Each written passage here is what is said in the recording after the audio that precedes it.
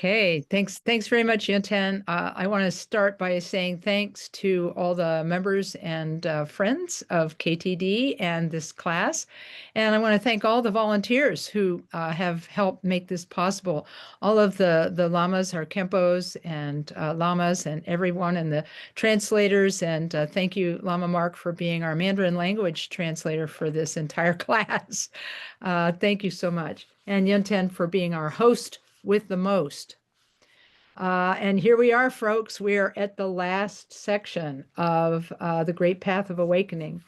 The last classes have covered the 7th points. The last two classes have covered the 7th point of the 7 points of mind training. And tonight we're going to talk about extra material. We'll call it bonus material, like on DVDs of our favorite movies. Bonus material from a Jamgon Control who wants us to understand more about how to practice Lojong when we don't have a teacher nearby.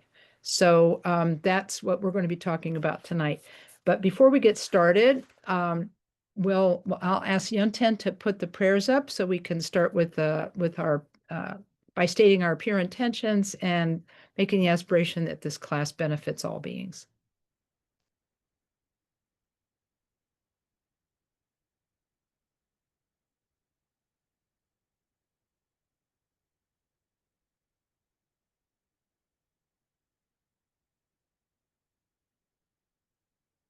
Okay, it starts with the Mahamudra lineage supplication.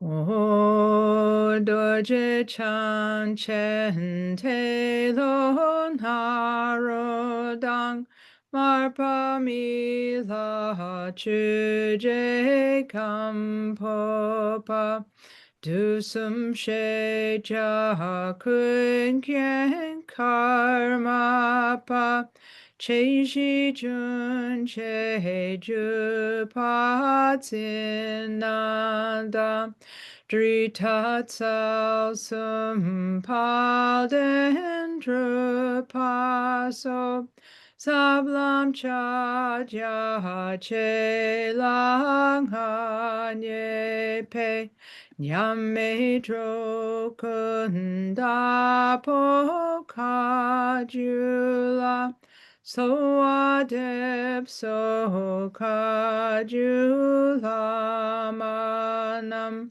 ju pa zin no nam tar jin ji lo shen lo gong ki kan par sum pa jen se nor kun la cha jen me pa dang se dir du ta chu pe gom chen la ne ku jen pa me par jin ji lo mugu gom ki go war sum pa jen Meng a ter go je pe la ma la jun du so wa de pe gom chen la chu me mu gu ke war jin ji lo yang me gom ki ngu jir sum pa jen kan shar to pe ngo wo so ma de ma chu te ka jo pe gom chen la gom ja lo dam dra war chin ji lo nam to mo wo chu gur sum pa jen chi am ha yin chi yang char wa la ma ga ro par char we kom chen la Cordayer me to pa jin ji lo Kewa kun tu yang da lama dang. Drao mei chu ki pa la lon chu ching. Sa da lang ki yun ten rap so ne. Do je chang gi ko pan yo to sho. Do je chang gi go pan yo to sho. Now we'll recite the refuge and the engenderment of bodhicitta, which is recited 3 times. O cha sanje chudan soji chonam la chang chu pardu tani kyap suchi daji chin soji bei sunam ki drola pinshir sanje truparsho Sanjay Chudan Sochi Chonam La Changchu Pardu Tani Kyap Suchi Daji Jin Soji Bei Sunam Ki Drola Pinshir Sanjay Druparsho Sanjay Chudan Sochi Chonam La Changchu Pardu Tani Kyap Suchi Daji Chin Soji Bei Sunam Ki Drola Pinshir Sanjay Druparsho. Now the four immeasurables, the prayer of the four immeasurables, which is also recited 3 times. O semchen tamche dewa tan dewe gyutan tenpar gyuchik dungal tan dungal gi gyutan trewar chuchik dungal mepe dewa tampa tam hin trewar chuchik Nerin chantan yidan drawe tonyen chempola nepar jurchik. Semchen tamche dewa tan dewe gyutan dempar gyuchik. Dungal tan dungal gi jutan drawa chuchik. Dungal mepe dewa tampa tam mintrewar chuchik. Nerin chantan yidan drawe tonyen chimbola nepar jurchik. Semchen tamche dewa tan dewe gyutan tempar gyuchik. Dungal tan dungal gi jutan trawar chuchik. Dungal mepe dewe tampa tam hin trawar chuchik. Nerin chantan yidan drawe tonyen chimpola nepar jurchik. Now the 7-branch prayer. Chatawadan juchi shapadan Jesu yirang karjin sohai Kewa chunze dagi jisapa Tamche dagi janchub chirngo.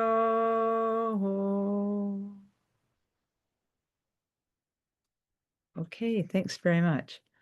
I'll go ahead and recite a short prayer of my own, and then we'll get started. O palden sawe lama rinpoche, dagi chiwor pede den shila, kadrin jembo kone je sunte, kusum tuking hudrup saldu so. Okay, thanks everyone. All right, as Yunten told us at the beginning, this is the final of the presentation classes in our sessions on Lojong. I hope you have enjoyed the presentations by all of our Khenpos and Lamas about this amazing book that Khenpo Karthar Rinpoche said was essential for any Buddhist practitioner, but especially those who are practicing the Vajrayana. So there's really no need for a lengthy recap today, since we have already covered all 7 of the 7 points of mind training. Now, just remember, there will be a Q&A next week when all of the teachers will be here, at least as many of them as we can get together in one Zoom room. And you'll be able to ask more questions then. But this evening, if you have questions, you can type them into the chat, but I will also be stopping occasionally to take questions from the group. So tonight we are studying the section of the book called Additional Instructions from the Transmission Lineage. Let's see if I can get the outline in front of me here. Yep, there we go. Okay, let's see. Okay, so this section is called Additional Teachings from the Mind Training Lineage. This actually comes from Serlingpa, and we'll get to that in a little bit.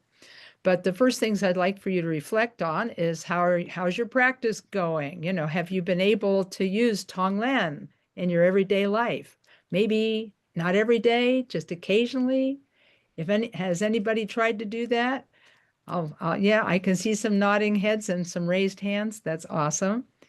And I hope that you have tried to use the 3 objects slogan, in which you take on the sufferings of all beings in your own suffering, when you're on the move and you're practicing in your everyday life, not on your cushion. So I'm hoping that your practice has been going well and that you're enjoying your practice of compassion and wisdom. So as you know, for the brief recap, like Mahamudra, Lojong is a complete system of training that results in Buddhahood. And like Mahamudra, it has preliminaries and a main practice, which we learned. We learned how to practice ultimate bodhicitta on the cushion and off the cushion by meditating on mind. We learned how to practice relative bodhicitta on the cushion and off the cushion by doing the practice called Tonglen, or sending and receiving practice.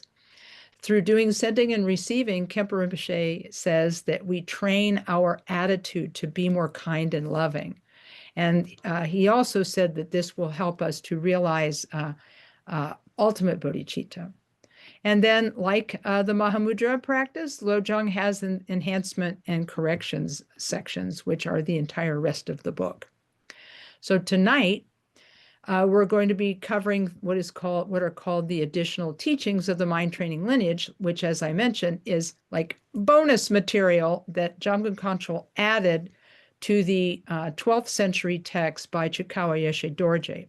As you recall, the 59 mind training slogans were written by Chikawa Yeshe Dorje in the 12th century.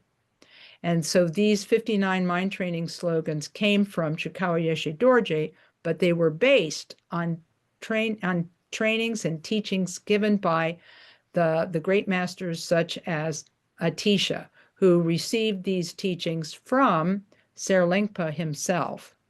If you remember the story about Atisha, he was working as a university professor when he had a vision of Tara, and in the vision, Tara said that he needed to get on a boat, go to Indonesia, meet the teacher known as Serlingpa, and receive the teachings of mind training from him. He went there. He stayed there for 12 years studying with Serlingpa, learning everything he could possibly learn about how to train the mind in loving kindness and compassion.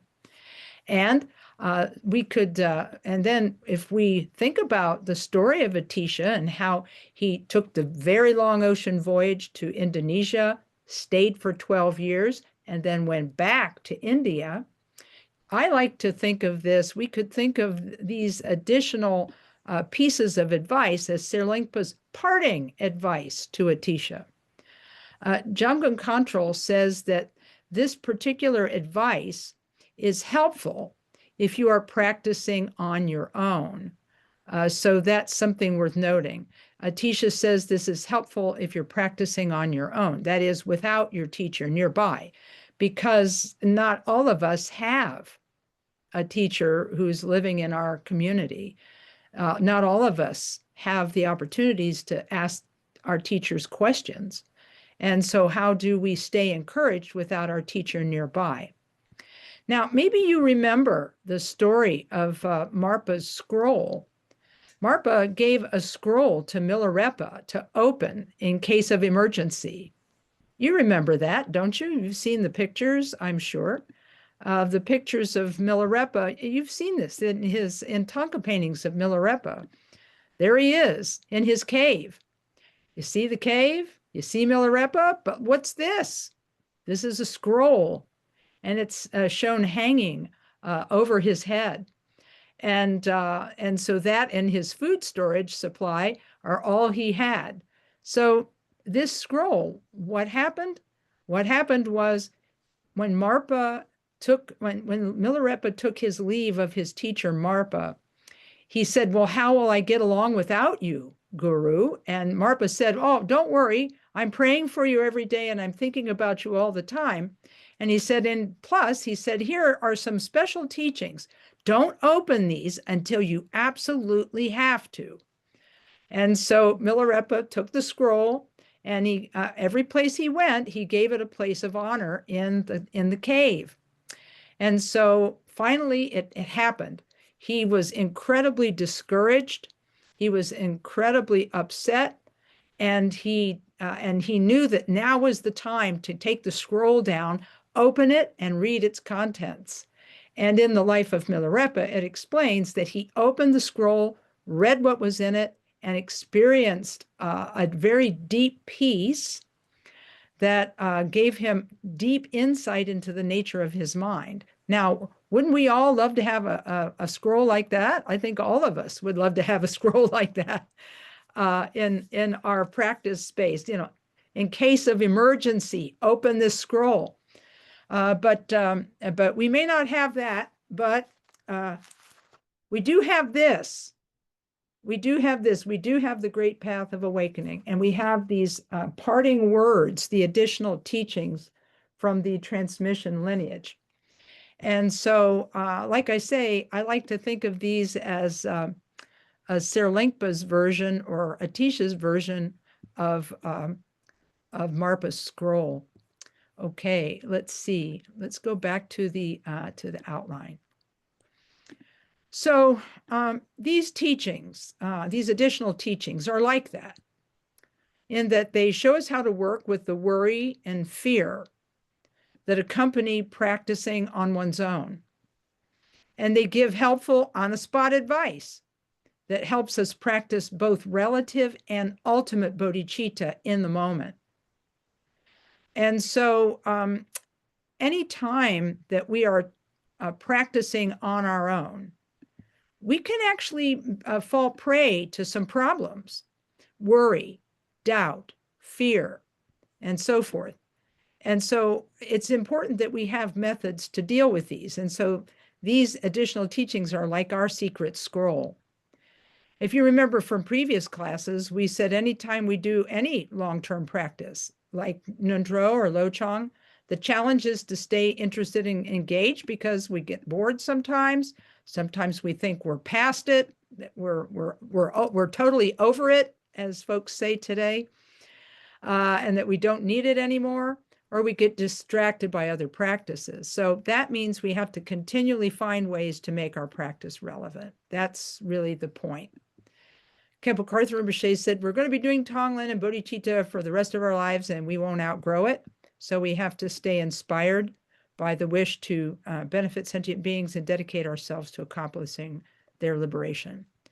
So for us human beings who are not enlightened, it's easy to practice while in the presence of our teachers. We have all this kind of inspiration and devotion toward our teachers. So it's easy to practice while they're nearby. But how do we stay inspired when we are far away from the teacher?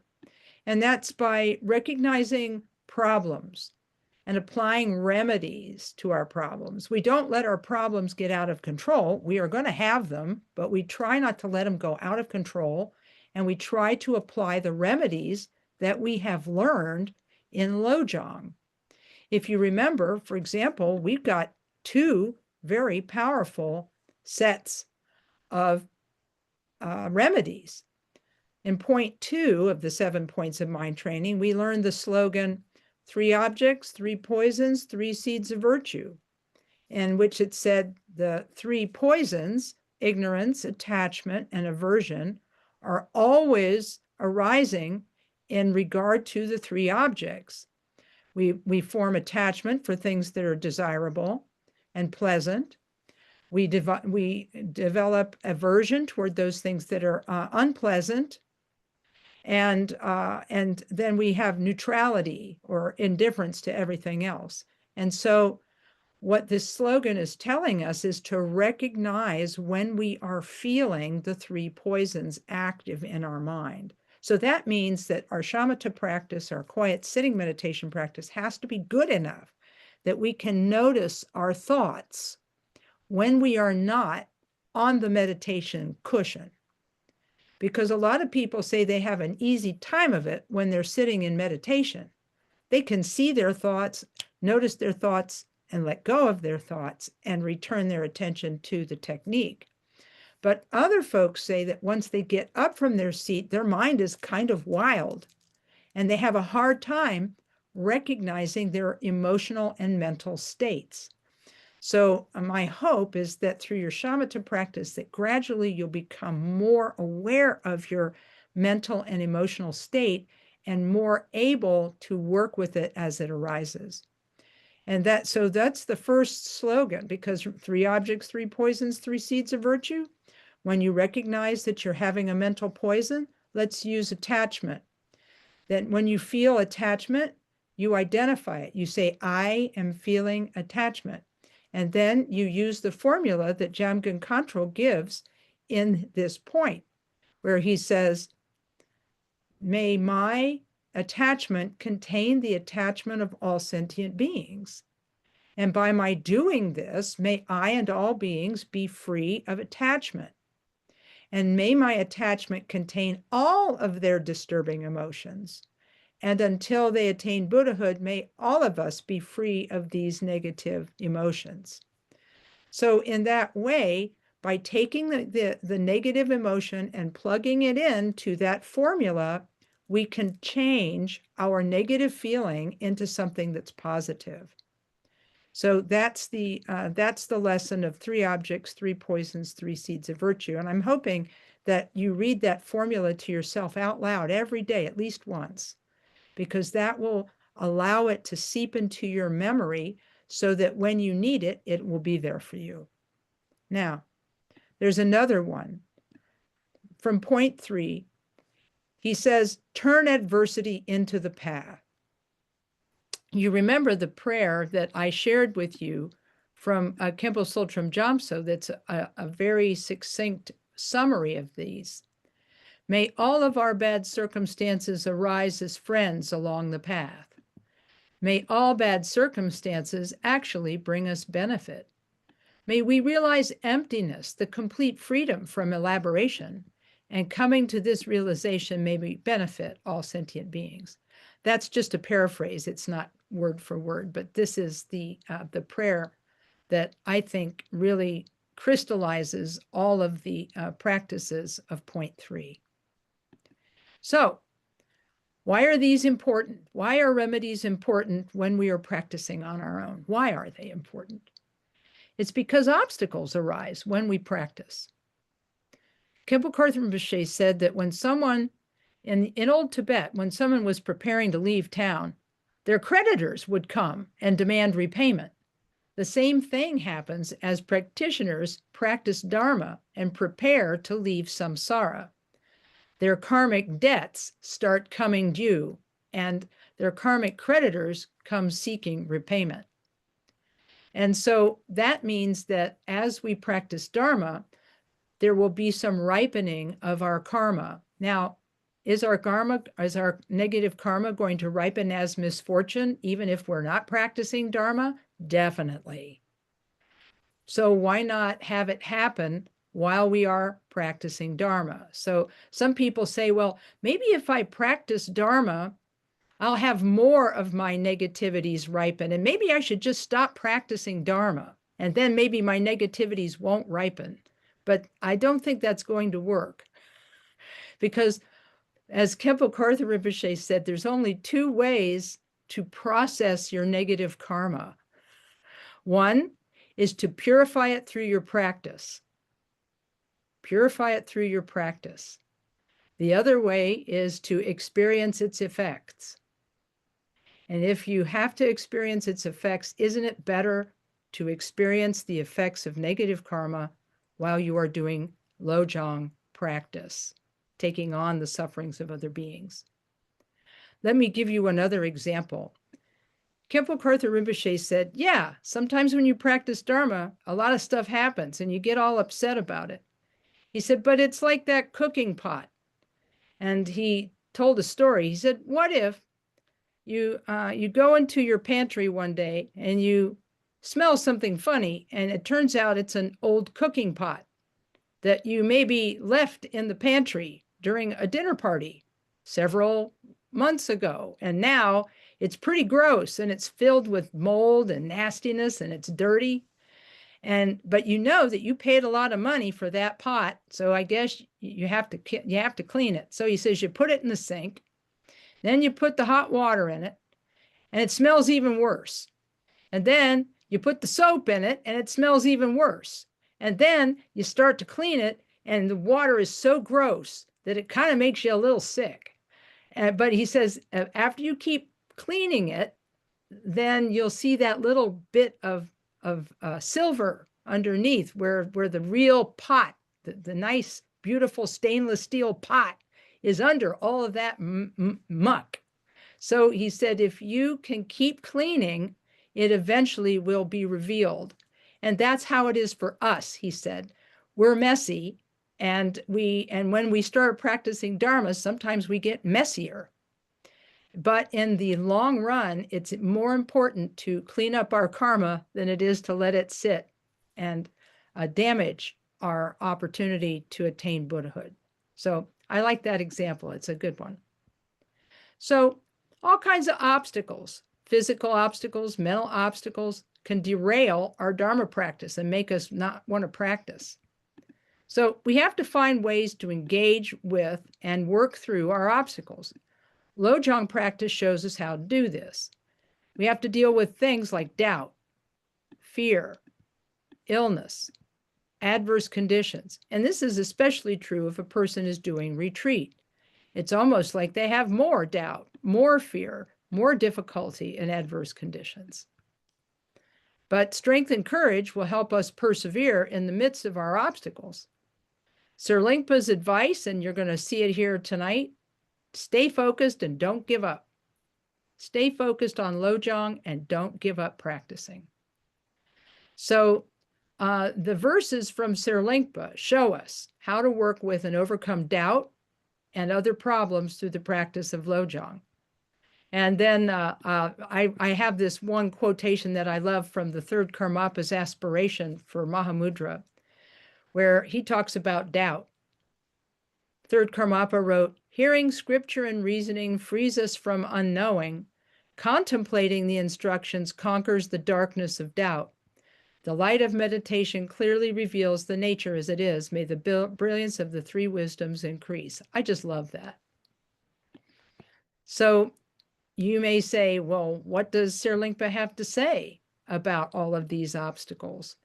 He does it by what Jamgon Khantrul does is he puts in quotations from Sir Lingpa and comments on them. So let's take a look and see what he is saying. Okay, here it is. Okay, I'm showing, as I mentioned in previous classes, I'm showing a PDF copy of the 1985 edition, so the translation may be slightly different. As mentioned, he says, Jamgon Khantrul writes, this deep teaching is helpful if you're practicing on your own. Then he says, mind training in by itself is capable of bringing all happiness and suffering into practice. In addition, when your profound practice of Dharma stirs up your evil karma, your mind is also stirred up. When you're active, you want to sit still. When you sit still, you want to be active. So that means people are antsy when they are on retreat, or they're a little antsy in their everyday life. So he says, if this kind of problem happens, meditate like this. So what remedy is he going to give us? He says, here's what Sir Lingpa says. When I am in this kind of mood, my mat is by far the best place to be. This present mental state is fine. Moreover, by putting up with this unpleasantness, I won't be born in the hell realms. How wonderful! I won't be baked or roasted. How wonderful! Okay, that sounds a little difficult, but look at what he's saying. Remember I said that his two watchwords are don't give up practicing and stay focused. So look at what he says. My mat is when I'm in an antsy kind of mood, I think it's better to be on my mat. And then instead of judging your present mental state, saying, yeah, it's just fine. It's just fine. It's like Milarepa going up to the demon in his cave and putting his head in the mouth of the demon. It's like, hey, everything's hunky-dory here. You guys can stay as long as you like. Instead of fighting what we see as a problem, he says, yeah, it's fine. And moreover, by putting up with this unpleasantness, I am using up my negative karma that would otherwise cause me to be reborn in hell. So it's strong medicine, but that's Sir Lingpa's advice. Then he says further, Sir Lingpa says, I should think well of fear and alarm and have a healthy sense of shame. Healthy sense of shame means don't take on more than your share of guilt or worry about something. And have a healthy sense of shame. I should accept mean food and bear hardships. I should wear poor clothes and accept a low position, work at remedies and disregard happiness and suffering. So remember, Sir Lingpa's message is stay focused and don't give up. So staying focused means that we should understand that we may feel fear and be all right with it. Accept the fact that when you're in retreat, sometimes there is hardship and so forth and so on. A lot of people cling to comfort and goodness, and they really, really hate anything that goes against their own wishes. Now, let's face it, you or I, we may not be able to do this. We may look at this and we may say, there's no way I could possibly do this. And you could be right. Because we do live very relatively comfortable lives right this moment. But it may not be like that forever. And we should understand that there may be circumstances in which we're going to have to start to work with suffering in a more direct way. And why not find ways to work with that now? In other words, start working with the ideas now so that if the reality comes to you, you'll be able to work with it. So these teachings are from a compendium of advice called The Stages of the Awakening Warrior, which is one of the names given to bodhisattvas. Sometimes bodhisattvas are called the warriors of awakening. Then he says self-criticism should get to the point. You see, a lot of people these days, they have a problem with self-criticism. They'll criticize themselves too much, or and kind of go down the drain with feelings of guilt or shame about something if they make a mistake or if they do something wrong. But what he's saying here is that instead of being excessive, your self-criticism should get to the point, meaning learn what you can learn from it and then set it aside. He says when you're ill, illness is the nurse. And what he means by this is that when you're ill, the illness itself the agitation, he says, you feel is if you can work with your illness, that is going to help you. And that's what he means by when you're ill, illness is the nurse. It's the nurse, and it helps you only if you learn how to work with it through your Lojong practice. And so how do you work with it in Lojong? Sending and receiving, doing the Tonglen practice. He says, so when you're agitated, thinking that your doctors, nurses, relatives, and others should try harder to cure you, think like this. No one else is to blame for this illness. Ego clinging alone is responsible. You'll remember this from point 3, where the 2 slogans encouraged us not to blame externally and to be grateful for all the things that are happening. So sometimes these, what I really enjoy about Serlingpa's advice, is that it's true. Sometimes we do feel that people aren't working hard enough to take care of us, and that resentment can really start to fester. Then he says, well, what about if medicine and nursing do help? To think that the right treatment wasn't tried earlier is to take the wrong attitude. Rather, think like this. No one is free from this kind of affliction. Now, ego clinging, this is what you wanted, so be satisfied. Remember that? Remember I mentioned to you that of several of the literary devices that are used in mind training literature. One of them is creating a fictional character called ego clinging and then scolding it. That's the method he's using here. No one is free from this kind of affliction. Now, ego clinging, this is what you wanted, so be satisfied. And in addition, he says, learn to take on the illness and disturbances of others. So now he's going to give a series of verses. Now Jamgon Khantrul is going to present some of Lord Serlingpa's verses that are associated with him. Flatten all thoughts. All remedies are weapons to strike with.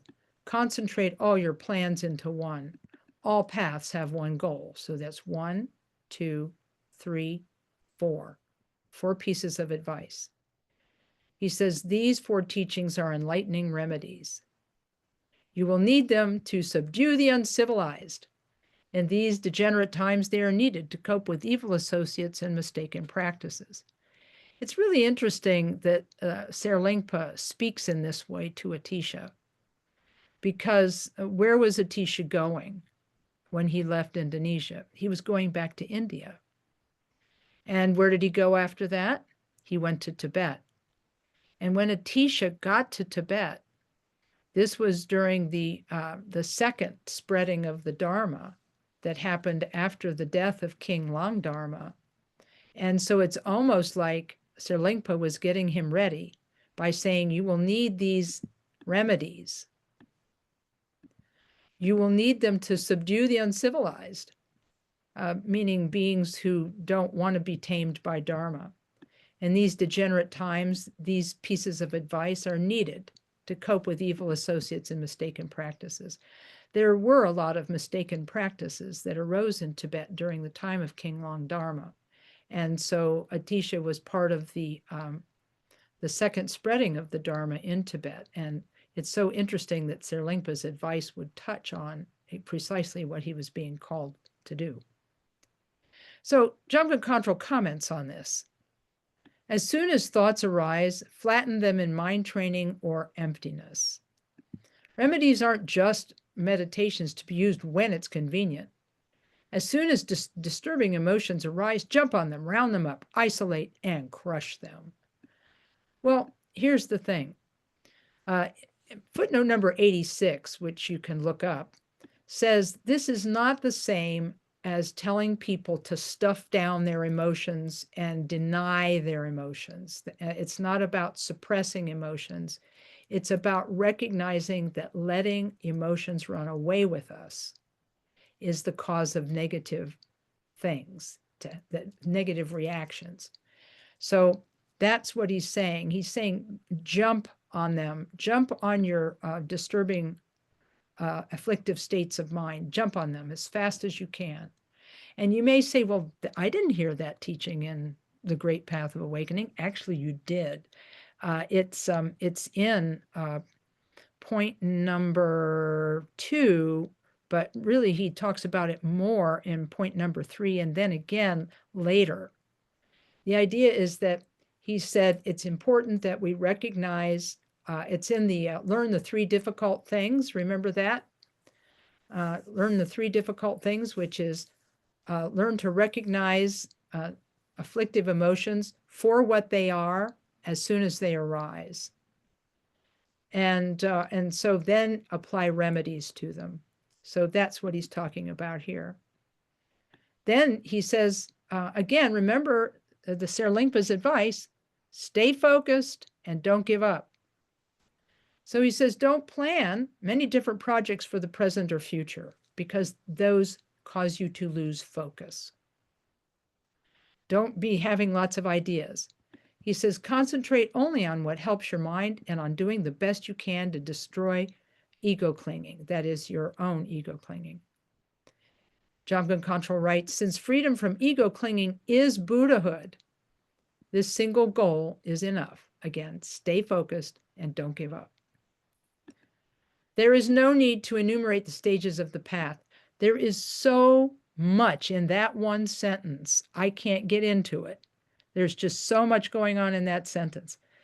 At the time of Jamgon Khantrul in the 19th century, there was a craze for something called Lam Rim. Now, even the Kagyu wrote a Lam Rim or graded path text, but so many people wrote very long ones that required you to do a lot of preliminaries before sitting down to meditate.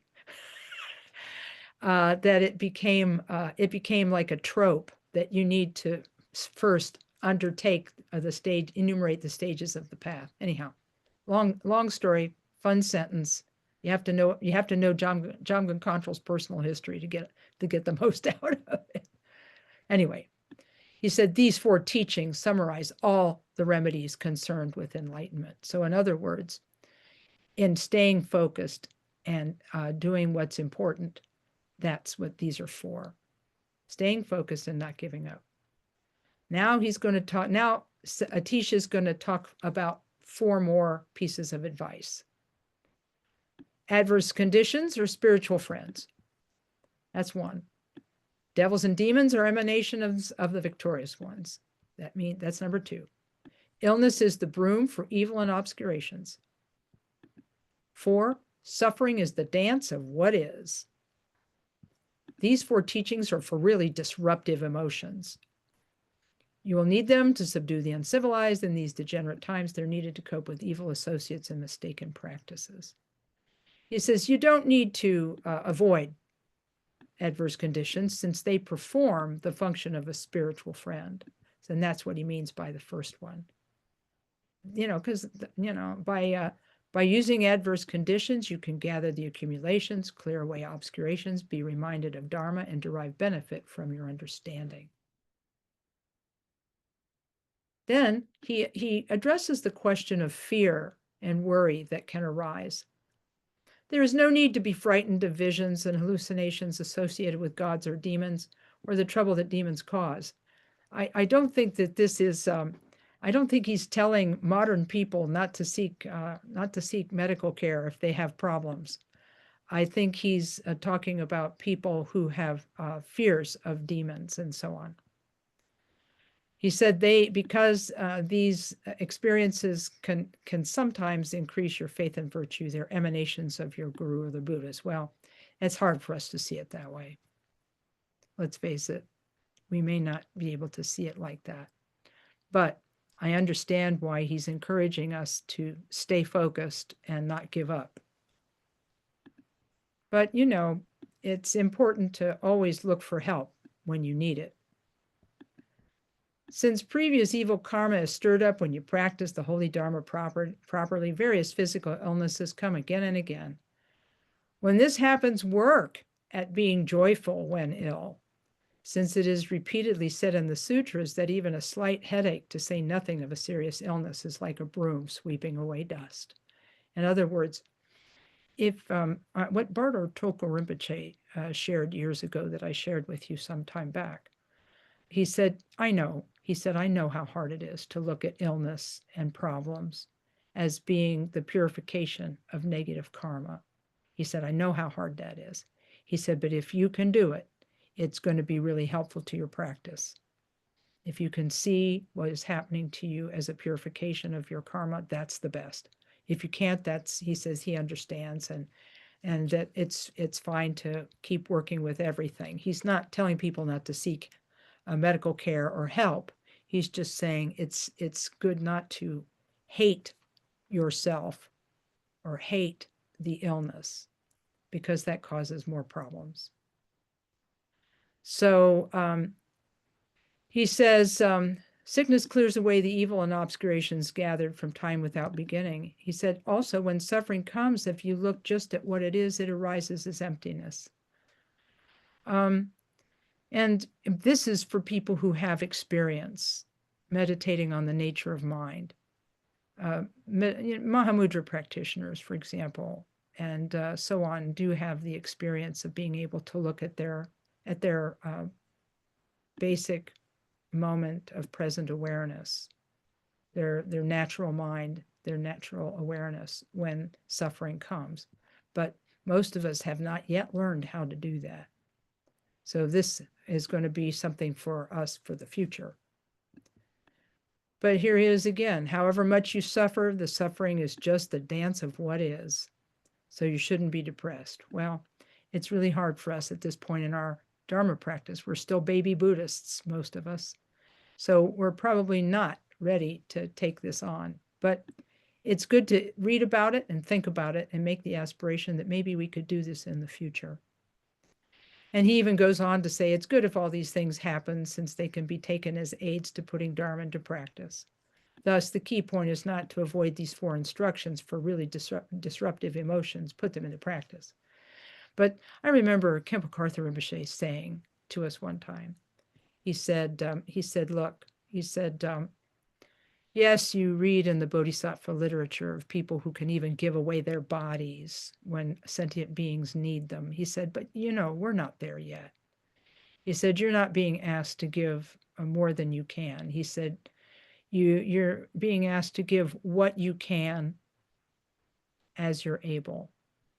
What you can as you're able. And so these really strong medicines that you're reading about here may sound shocking and difficult and really impossible. But even if this is not something you can do now, to have some understanding for the blessing of hearing the teaching, even if it's not something you can apply right now, that's a good beginning.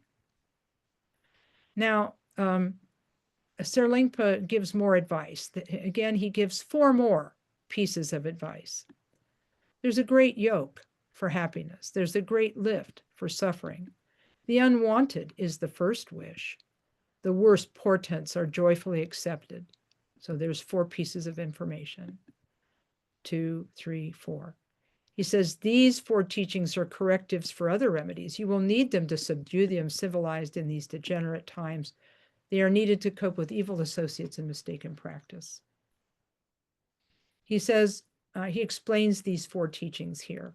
Jamgon Khantrul says, when you're happy and comfortable in body and mind, the desire to do something not concerned with Dharma comes up. You want to take some time off, maybe. When you look just at what this feeling of happiness is, there's nothing substantial to it. In other words, look at the nature of mind when you are feeling happy.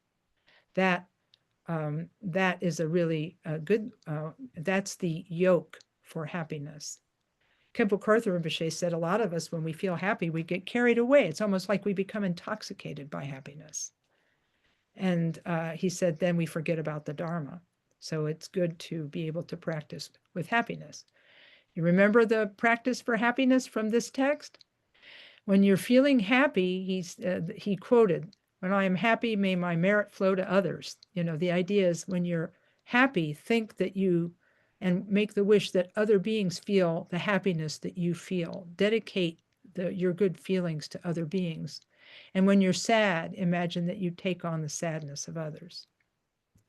So then He says, so when you look just at what this feeling of happiness is, there's nothing substantial to it. Take this situation to practice by giving this mere appearance of happiness to all sentient beings. Not to succumb to this appearance of happiness, just to rest in a natural state of mind is the yoke for happiness. When you're suffering, don't despair. He says, when you look at just what it is, it disappears as being empty. In addition to the appearance of suffering, take on the suffering and unhappiness of sentient beings and rest in a natural state of mind. And again, this is going to sound very familiar to those of you who have experience with Mahamudra practice. There's a wonderful practice that Khenpo Karthar Rinpoche and Trungpa Rinpoche taught about years ago by Khenpo Gangshar called Naturally Liberating Whatever You Meet. It was given in 1957 in Tibet when Khenpo Karthar Rinpoche, Chogyam Trungpa Rinpoche, Trungpa Rinpoche, and others were in the audience. Khenpo Gangshar taught Mahamudra and explained to them how they could take the upcoming difficulties of the invasion in stride and to work with those through the practice of Mahamudra. So using this kind of practice is the lift for suffering. Jamgon Khantrul says, when everything you don't want or don't wish for descends upon you, in being an aid to destroying ego clinging, it is in fact your first wish, your first concern.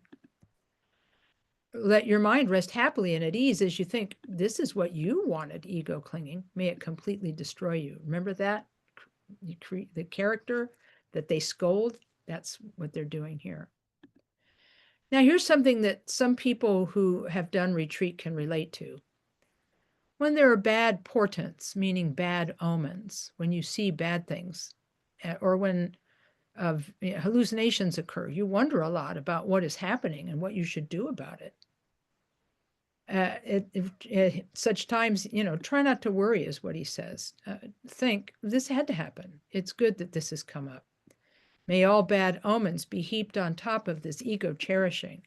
And he said, rest without self-indulgence or hesitation. These four teachings are correctives for situations other remedies can't handle. I have to tell you, I felt really lucky that I read this book several times before going on 3-year retreat. Because when I was on retreat, I saw a couple of things happen and I thought they were bad luck. Don't need to tell you what, it's silly. But I was really, because Khenpo Karthar Rinpoche said sometimes when you go into your retreat of any kind, he says your mind gets a little small, meaning that things worry you when they shouldn't. But I was really, really worried about this bad omen that I thought I saw. And I didn't tell anyone about it because I was I felt a little ashamed of it. But then I remembered this and I did this practice with it. This had to happen.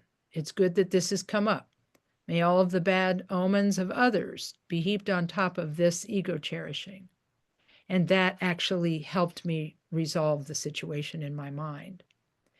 And the outcome of the story is interesting. Remember I said that I had this worry about a bad omen?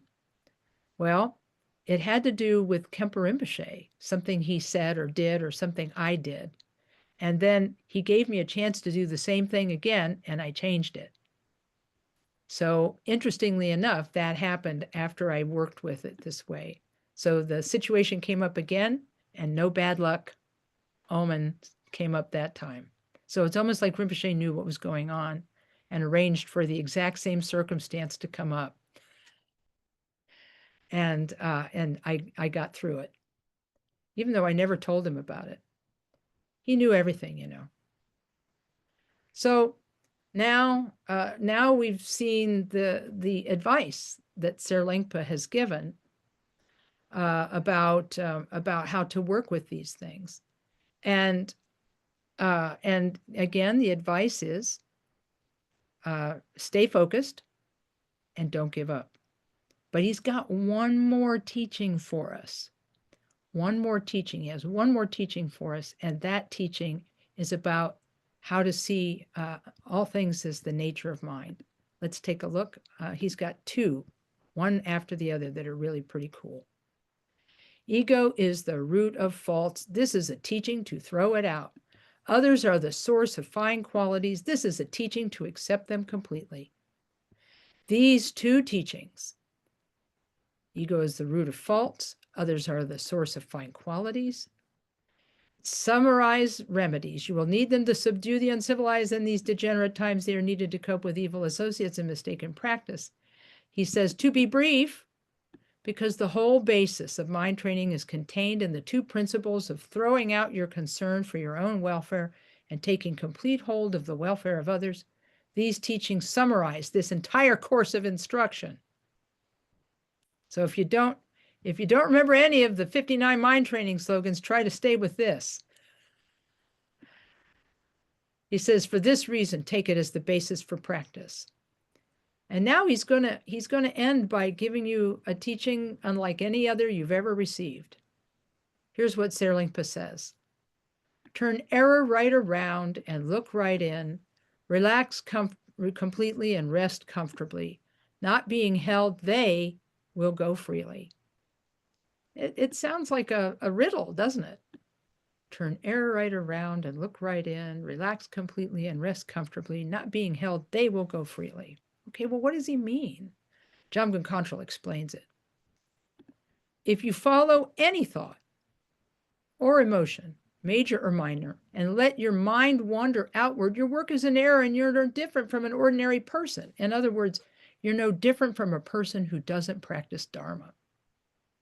That is, if a thought comes up and you grab it and you start believing in it and you start spinning a story about it and then you start using it to guide your actions, then you're mistaken.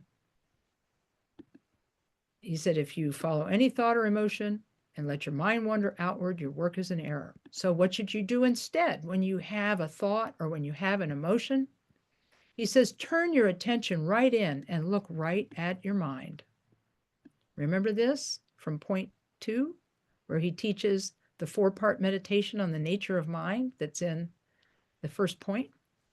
Look at all phenomena as being dreamlike. Examine the nature of unborn awareness. Let even the remedy free to subside naturally and rest in the basis of all, the nature of everything. The nature of all, the basis of everything. Those 4 slogans in point 2 are these instructions. Turn your attention right in and look right at your mind. When you look at it, nothing is seen. Relax completely, let everything go, and rest in that state of emptiness. 1 second, 2 seconds, 3 seconds, very short time. No matter how many thoughts or emotions there are, when they aren't held, meaning if they're not held and reified and solidified by our habits, yes, what about that? I want that. Or, oh, I don't want that. When those thoughts aren't held, they go freely on their own and become the accumulation of pristine wisdom. Yep, the accumulation of pristine wisdom. Think about that. This means any thought or emotion can be revealed as the accumulation, worked with and made into an accumulation of wisdom. Then he says, this instruction is the essence of meditation on ultimate bodhicitta. So these are the additional teachings that Jamgon Khantrul gives, and I think this is a real good one. He ends on this incredibly inspiring and powerful note. So that's that I got through it. Yay! I was able to complete that. And I'm really glad you guys were such patient listeners, but we still have some time.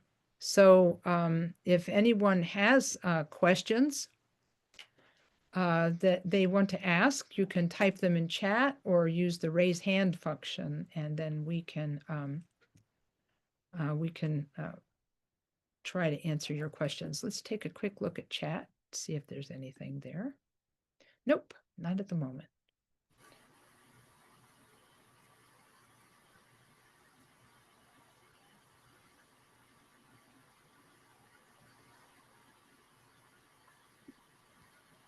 No questions.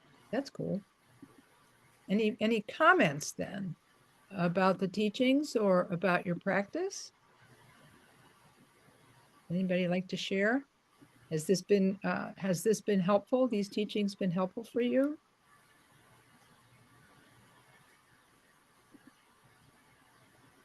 I think we got a hand raised. Let's see. Yes, Tom. Hello, Lama Kathy. Hey, Tom. I thought was making sure we keep awareness up because it's so easy just to lose that focus. It's so easy to forget and get caught up in samsara, if you will, depending on Yeah, the circumstances. yeah, sure. So it's really a matter of, and we do lose it sometimes. We're all human beings, but then able to take a step back and realize, oh, I was feeling this way at a certain time for such and such reason, whatever. What Right. did I do wrong, or what was caused me to react in such a manner? But Mm-hmm. it could be a lot. You could be tired. You could be hungry. It could be all those factors into how Yeah, our mood's going to be.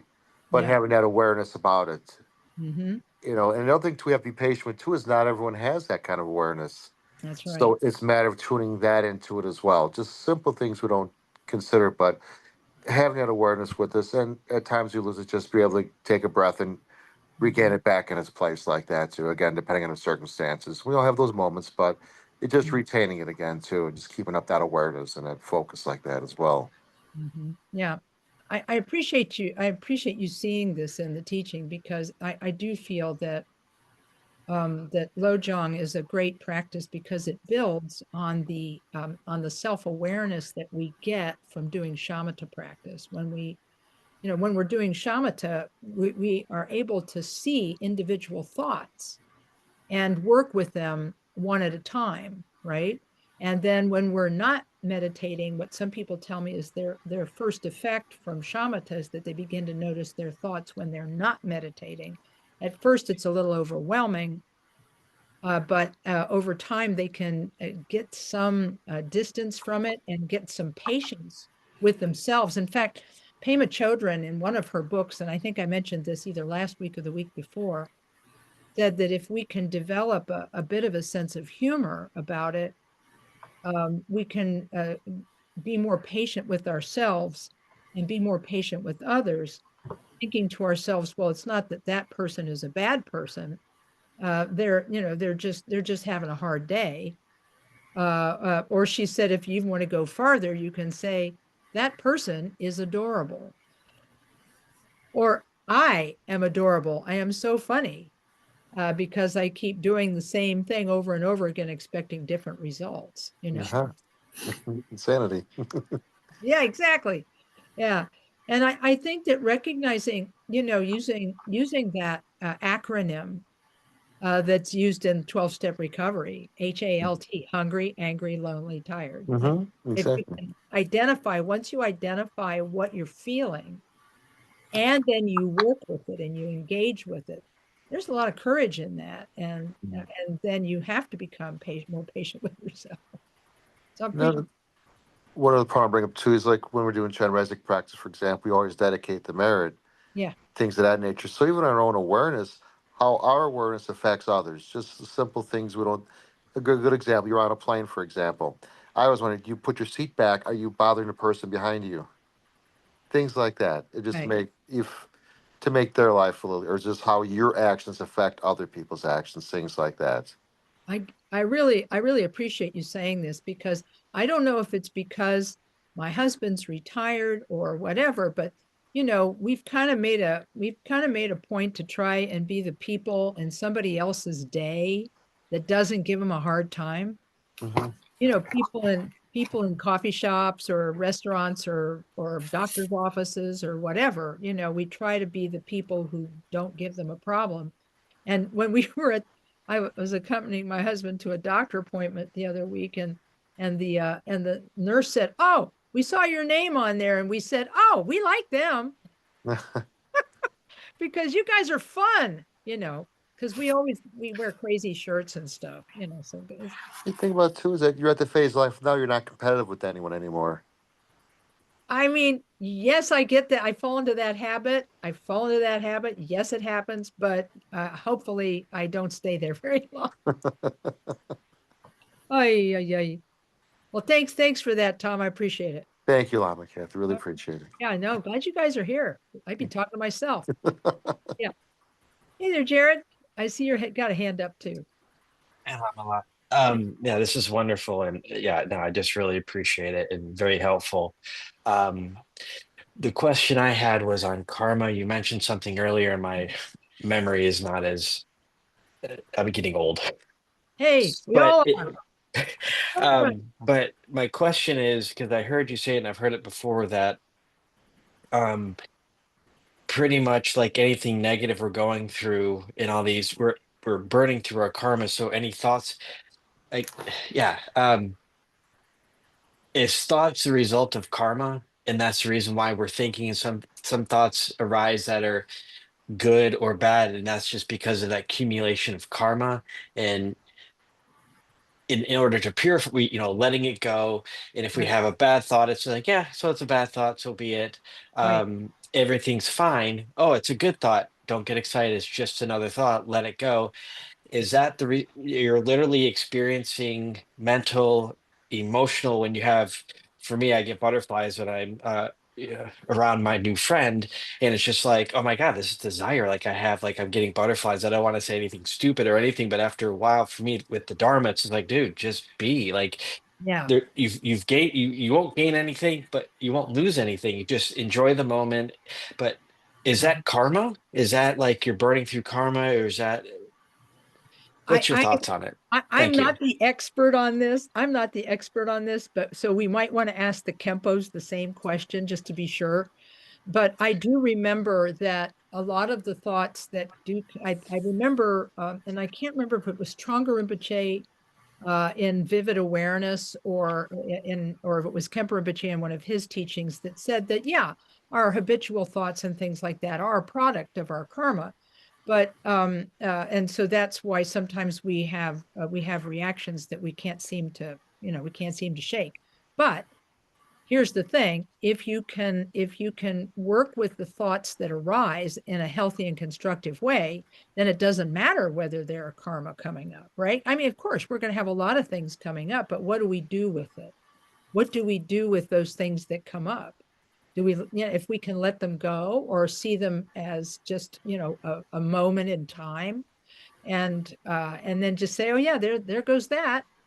And so and again, what Jamgon Control writes at the end here, no matter how many thoughts or emotions there are, when you don't hold them, when they aren't held, they go freely on their own and become the accumulation of pristine wisdom. And I think this is demonstrated in the techniques that the young master Yonggi Mingyur Dorje is sharing with people when he teaches open awareness meditation, and how to watch the arising and disappearing of thought and then see that they're all like that.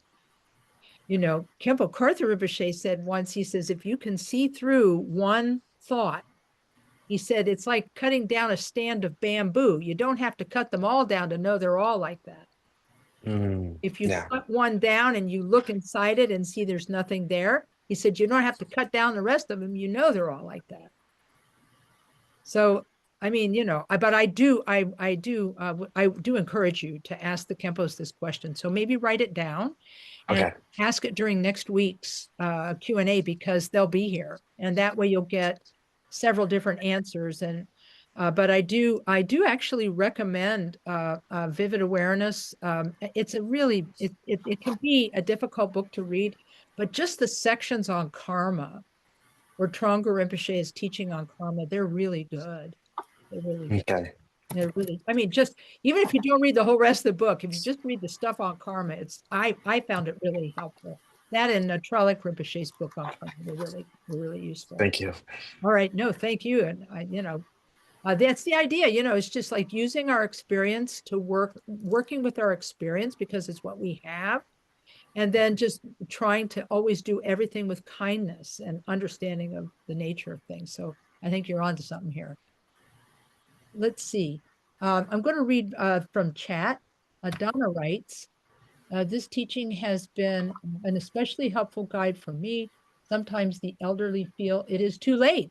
I've had many older people tell me this, like, oh, I wish I had gotten with Dharma when I was young. And I tell them, hey, I came to Dharma when I was 23, but I didn't get serious about it till about 20 years later.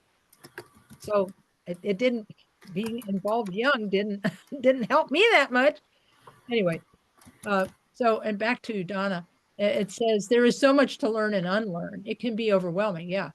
Retreating to the mat is the only place to be during these times. May I never lose sight of these teachings through what remains of my life. That's right. Khenpo Rinpoche said this teaching is like gold. These Lojong teachings. He said it is. He says the words he actually used, the English translator used was, there is nothing better than this. It's a complete path to Buddhahood. So even if this is all you do forever, fantastic. And in fact, I asked him one time, I said, well, a lot of people, they want to read about aging and death and how to practice at the time of death. And he said, look, Tonglen is an excellent practice to do at the time of death. So he says, so you don't have to get all fancy. You can do that. And it's going to be an incredibly powerful thing. So Donna, I really appreciate you sharing this, because I think that really what it comes down to is to take hold of what helps your mind.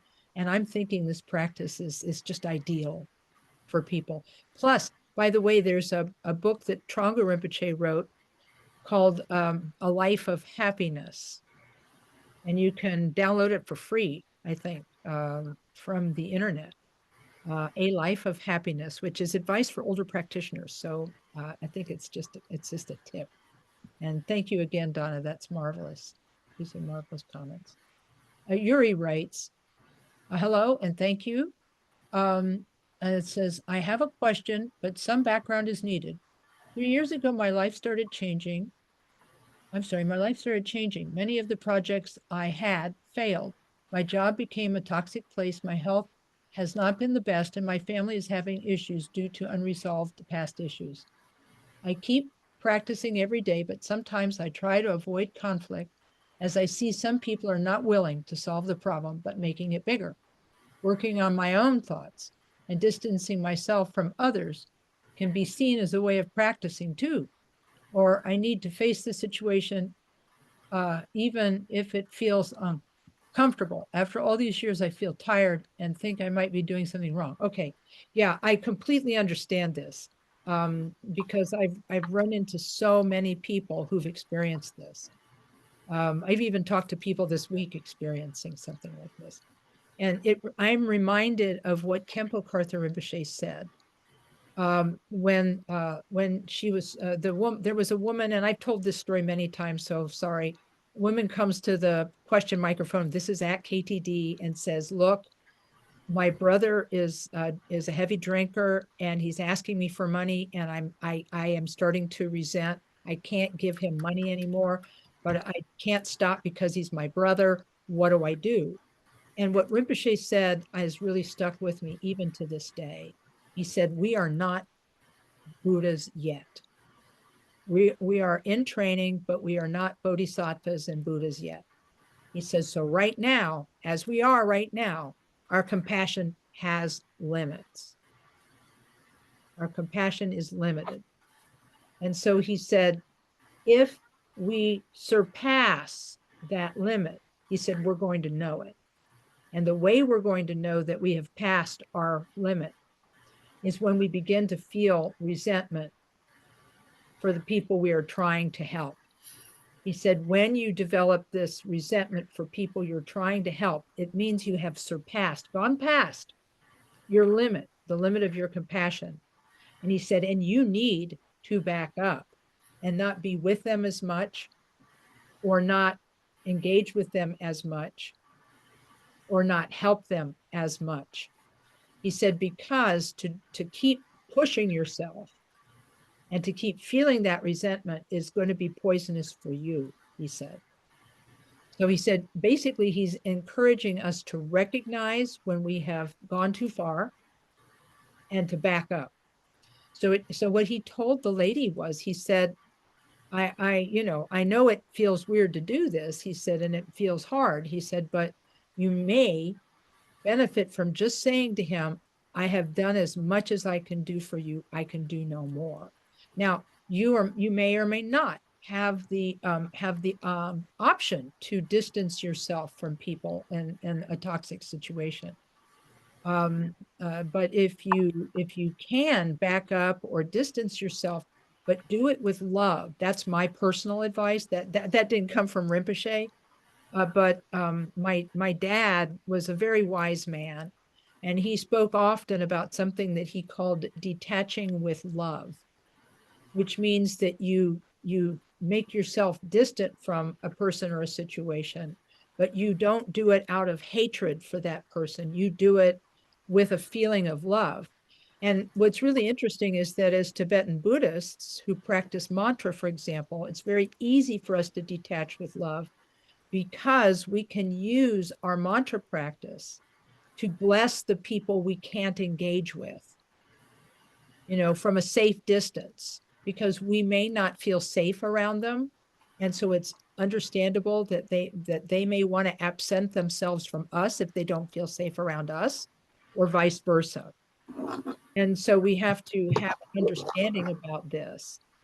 We have to have an understanding about this, and to be able to practice that love from a safe distance, either by doing Tonglen for the person, or by bathing them with white light from Chenrezig, or healing light from Medicine Buddha, and so on. So I hope that's helpful. So you don't try to push yourself on something like this. When you find that you have negative thoughts about the people, you can start reciting mantra for them, and that might help you also. So I don't know if this is a direct answer to your question or not, but I did my best to address it. If you have additional things you want to know about, you can write it in chat. Hey, thank you, Yunten. He put Vivid Awareness, the link to look at the book Vivid Awareness, in the chat. Okay. So, Yi, hello, Yi. Wonder, having group retreat review periodically on mind training might help us. Thank you. Oh gosh, yeah, what a great idea. You can ask the folks at KTD, do a Lojong weekend retreat, once a year or something like that. I know that Lama Karma does Nundra retreats several times a year. So even if we could just do one Lojong retreat a year where we review real life situations and work on the practice, that would be super. Okay, thanks, Yuri. I appreciate that. Well, it looks like there's time for one more question. Let's see if there's one more question out there. I'm looking in chat. Okay. Well, in that case, let's sit quietly for just a moment and rest, and then we can recite our dedications. So this meditation will only last a couple of minutes, 1 or 2 minutes. And during that 1 or 2 minute time, you can allow your mind to rest, or you can do Tonglen, or you can do a shamatha meditation. So here comes the chime.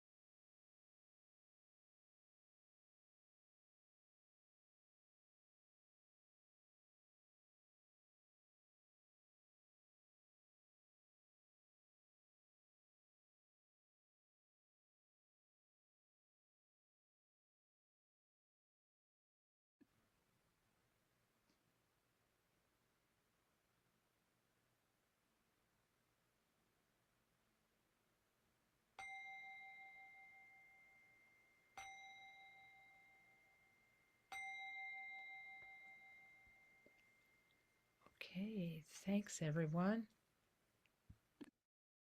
Okay. Yenten, if you would give us our dedications. Thank you. We dedicate all this merit to all sentient beings and make the aspiration that all beings are free from suffering and become Buddhas. Here we go. We'll start with the long life prayer for His Holiness Karmapa.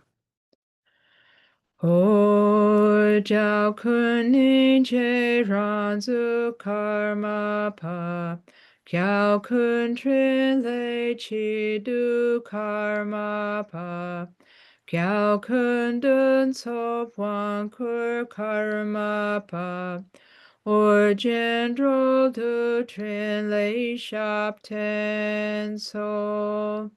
Sunam di tam che zipani, tom ne pedra nam pam chen he, ke ga na chi palap trupai, si pe so le dro an yer dro shok.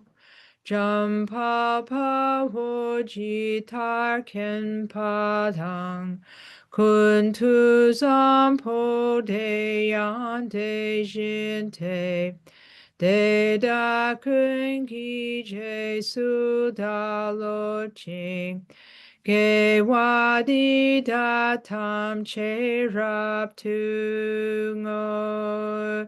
Sanjay kusum ne pejin la tang, chuni min den pejin la tang, gen dun mi che dun pejin la ki, jitar ngo wa mun lam drupar shoy.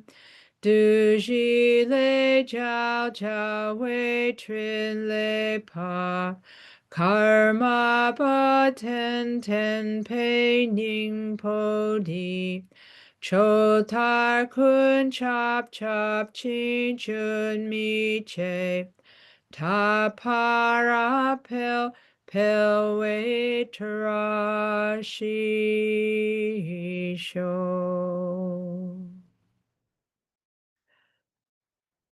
Okay, thank you, everyone. Thank you, Yunten. Thank you, everyone. Thank you, Lama Mark. Thank you for being our translator. Good evening, everyone. Om Mani Padme Hum. Right. Thank you. Thank you for the notes, Tom, Joseph, everyone. Thank you so much.